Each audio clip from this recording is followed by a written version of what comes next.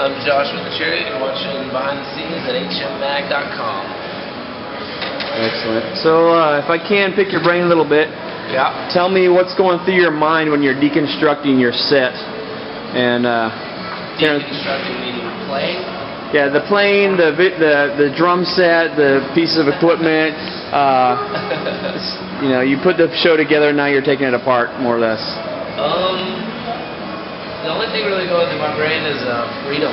You know, that's what we try to do, is just sort of, the whole thing is an expression of freedom, an expression of passion, the ability to sort of be where we are, the humility that comes from that, and just the gratefulness, you know, that goes through our heads of, like, we're still a band on the road, you know, and that's awesome. And so, yeah, that's just everything that's coming out, that's flowing out of that. You know, all the practice, all the like professional stuff. Like, okay, we practiced this many hours before we came out on tour, and we talked about this set. We did, all that's behind us because we're here now. You know, and all that is like, we try to do our best. You know, we try to be as tight and as good as we can. But ultimately, the freedom takes over, and hopefully all the practice is just lodged in our memories. You know. Ends up being alright most of the time, so.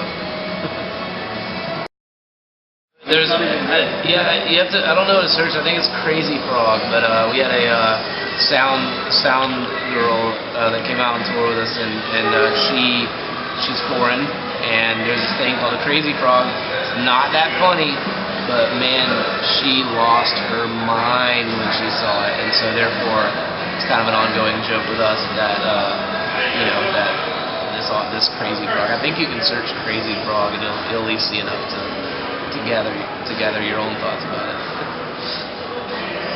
Tell me what's different now, 2011, for a touring band on the road than it was maybe a year ago or maybe a couple years ago.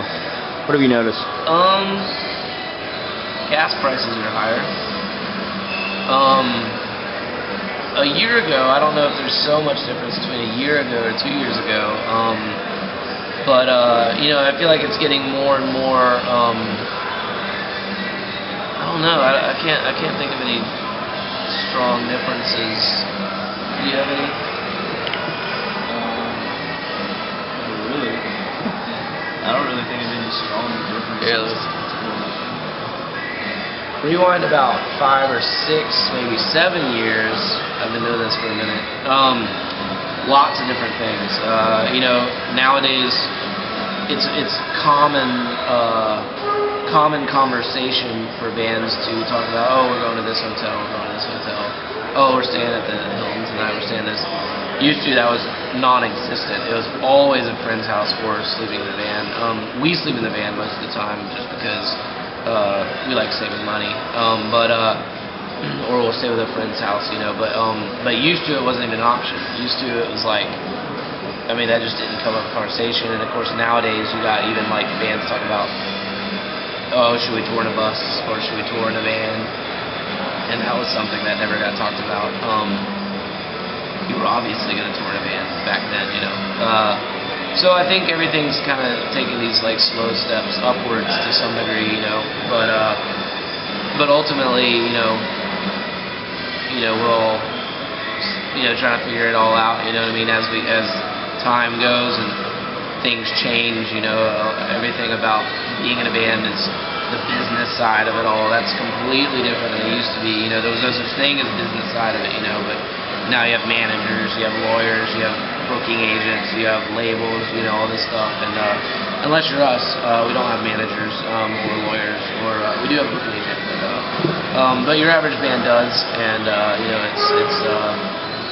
it's all, you know, it's a fine line trying to figure out, like, keep it art while the business stuff has to go on, you know. But that's definitely something that's kind of like intruded into our genre and our scene, you know. Used to, when you were like an underground band, you never dealt with those things as much, you know. So Josh, what's it like being a new dad? It's awesome. It's the greatest thing ever. Yeah, that's it's a bundle of joy to get to go home to when we go home, and get to hang out with, and you get to sort of see the world through a totally different point of view, and that's really inspiring at times. Awesome. This might put you on the spot a little bit, but just if you're nervous at all, just talk as a friend to a friend. But we didn't get a chance for you to review the new Underoath album. Okay. So on camera, All right. the new Underoath album. I love the new Underoath album. I really feel like it's one of their strongest records. It feels like it's played out of more impulse than maybe some of their other ones. You know, Daniel's playing drums now, and that's my boy from gosh, I've known him since middle school, I believe. So I'm not biased at all, but no, I really feel like, you know, I feel like that record at the end of the day. At the end of the day, I feel like that's one of their strongest records. You can listen to it from point A all the way to point B, all the way to the end, and I really feel like everything sort of flows. I felt like they were a lot more experimental. They're a lot more. There's a lot of just, you know, let's take this in a different direction, and maybe it doesn't make sense, but it feels good, and I think they went with that, and I think they went with their gut instinct a lot, and I feel like it sounds like I really appreciate it. I really think it's a worthy purchase. Nice. For this video, I guess we can link to one of your videos that's online already, like a YouTube link. So introduce a video, say anything you want to about it. Well, I'll go ahead and introduce a video we did called David De La Hose, which is it's this video.